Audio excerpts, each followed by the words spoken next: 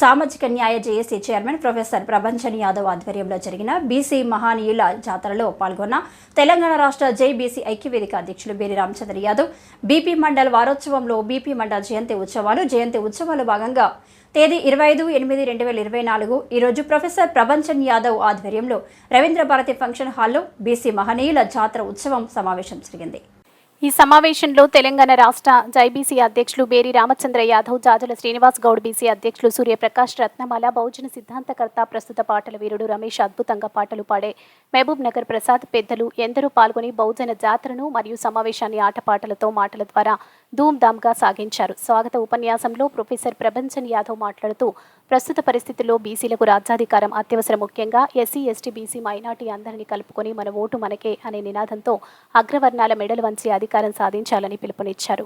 గ్రామంలో బీసీ ధూమ్ధామ్ కార్యక్రమాలు చేపట్టి బీసీలందరినీ ఏకం చేయడమే కాకుండా ఎస్సీ, ఎస్టీ, బీసీ, మైనార్టీస్ వాళ్ళందరినీ ఐకమత్యంతో ఏకం చేసి రాజ్యాధికారమే లక్ష్యంగా అధికారం సాధించాలి. తెలంగాణ రాష్ట్ర బీసీ ఐక్యవేదిక అధ్యక్షులు బేరి రామచంద్ర యాదవ్ మాట్లాడుతూ అడుక్కుంటే అధికారం రాదు, బీసీలందరూ బహుజనులందరినీ కలుపుకొని అధికారం సాధించాలి, మన ఓట్లు మనమే వేసుకోవాలి, అగ్రవర్ణాలు మనకు రాజ్యాధికారం ఏనాటికి ఇవ్వరు, హై టెక్నికల్ పొజిషన్లో మనల్ని విడదీసి వాళ్ళ అధికారం నిలబెట్టుకుంటూ వాళ్ళే పరిపాలన చేస్తున్నారు, రాజ్యాధికారమే ఏకైక టానిక్, పేదలు, గిరిజనులు, ముఖ్యంగా ఎస్సీ, ఎస్టీ, బీసీలందరూ పేదరికం అనుభవిస్తే అగ్రవర్ణాలు ధనస్వామ్యంతో ధనంతో ఓట్లు కొని నోట్లతో రాజ్యాధికారం నడిపిస్తున్నారు. ఈ విషయంలో బీసీలందరూ జాగ్రత్తగా ముందుకు వచ్చి ఉద్యమం, పోరాటం చేసి ఉధృతంగా విప్లవం సృష్టిస్తే తప్ప మనకు రాజ్యాధికారం రాదు. గ్రామం నుండి తెలంగాణ రాష్ట్రంలో హైదరాబాద్ పట్టణం వరకు మనం విస్తరించి ఉద్యమం చేస్తే తప్పకుండా రాజ్యాధికారం మనం సాధించగలుగుతాం. ఇందులో భాగస్వామ్యం కావాలని, బహుజన రాజ్యమే మనకు ముఖ్యమని ఎస్సీ, ఎస్టీ, బీసీ, మైనార్టీలకు రామచందర్ యాదవ్ పిలుపునిచ్చారు. మరొక విషయం, బీసీలందరూ ఏకతాటిపైకి వచ్చి మన ఓటు మనమే వేసుకుంటూ ఆ రకంగా ముందుకెళ్ళి జనాలను పోగు చేయాల్సిన అవసరం ఉంది. గల్లీ నుండి ఢిల్లీ వరకు కూడా బీసీలు ఏకం కావాల్సిన అవసరం ఉంది అని చెప్పడం జరిగింది. అగ్రవర్ణాలు సామాజిక న్యాయం మనకు ఎట్టి పరిస్థితుల్లో చేయరు. పేదరికంలో మగ్గుతున్న మనల్ని ధనస్వామ్యం వాళ్ళు ఓటుతో మనం వారిని ఓడించాలి. రాజ్యాధికారమే లక్ష్యంగా బీసీ, ఎస్సీ, ఎస్టీ, మైనార్టీస్ అందరూ పనిచేయాలని, రాజ్యాధికార సాధన ఏకైక మార్గమని, ఉద్యమమే ఊపిరి అని తెలంగాణ రాష్ట్ర బీసీ, ఎస్సీ, ఎస్టీ, మైనార్టీస్ అందరికీ రామచంద్ర యాదవ్ పిలుపునిచ్చారు. ఇందులో ఈ సమావేశంలో గొర్ల మేకల కాపలాదారుల అధ్యక్షులు మధు యాదవ్, బీసీ ఫెడరేషన్ అధ్యక్షులు ఆర్కే సాయన్న ముదిరాజ్, సిరి లింగంపల్లి యాదవ సంఘం ప్రధాన కార్యదర్శి సత్యనారాయణ యాదవ్, స్టూడెంట్స్ రింగ్ నుండి దీక్షిత్ ఏపీ రామయ్య యాదవ్, ఎర్రసత్యం తెలంగాణ రాష్ట్ర అధ్యక్షుడు జాతీయ సంక్షేమ సంఘం పాల్గొని విజయవంతం చేశారు. మనం అధికారంలోకి వచ్చేటువంటి అవకాశం ఉండింది. ఇప్పుడు కూడా అనేక మంది, చాలా మంది ఉన్నారు వివిధ రాజకీయ పార్టీలలో, ఆధిపత్య కులాల నాయకత్వం ఉన్న రాజకీయ పార్టీలో ఉన్నారు మన బిడ్డలే. కానీ కాశీరాం భాషలో చెప్పాలంటే వాళ్ళు చెంచాలు. ఎవరు వాళ్ళు? చెంచాలు. నా భాషలో చెప్పాలంటే వాళ్ళు షికారు పెట్టరు. వాళ్ళు నూకలు తల్లి వల వేస్తే వేటగాడు, ఆ వేటగానికి మన పక్షి జాతిని పట్టించేటువంటి షికారు పెట్టరు.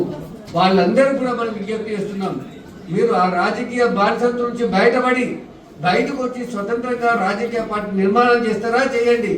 లేదంటే మేము ఉద్యమకారులం, మేధావులం, కవులు, కళాకారులం, మేమే ఒక రాజకీయ పార్టీని అనౌన్స్ చేస్తాము, ఆ పార్టీలో మీరు సపోర్ట్ చేస్తూ మా వెనకాల నిలబడే పరిస్థితి వస్తుంది అని చెప్పి ఈ సందర్భంగా వాళ్ళకి తెలియజేస్తున్నాం. మిత్రులారా, బుద్ధిమంతుడే పెద్ద కొడుకు. నాయకత్వ లక్షణాలు ప్రజల్లో అనేకం ఉన్నారు. ఇక్కడికి వచ్చిన వాళ్ళు ఒక్కొక్కరు ఒక్కొక్క 1000 మంది పెట్టాలని నేను భావిస్తున్నా. మనకు ఈ 1000 మంది ఇక్కడికి వచ్చిన వాళ్ళందరం కూడా ప్రతి పల్లెలో, ప్రతి మండలంలో ఎక్కడ మనం ఉద్యోగం చేస్తున్నా, ఏం చేస్తున్నా అక్కడ మహనీయుల జాతర, ఆట పాట మాట బహుజన సాంస్కృతిక ఉద్యమాన్ని చేపట్టాలి. గత్తర లేపాలి. ఊరూరలో ఏం చేయాలి? గత్తర లేపాలి. గత్తర లేపి 2028-29 ఎన్నికల్లో తెలంగాణలో బహుజనులే రాజ్యం వెళ్ళాలి. బహుజనులే బహుజన జెండాని గోల్కొండ మీద ఎగిరేయాలి. గొల్లకొండ అది యాక్చువల్గా గొల్లలేనటువంటి కొండ. ఆ గొల్లకొండ మీద బహుజన జెండా ఎగిరేయాలి. ఇవాళ మూడు రంగుల జెండా అంటున్నారు. అది 3 రంగుల జెండా కాదు, 4 రంగుల జెండా.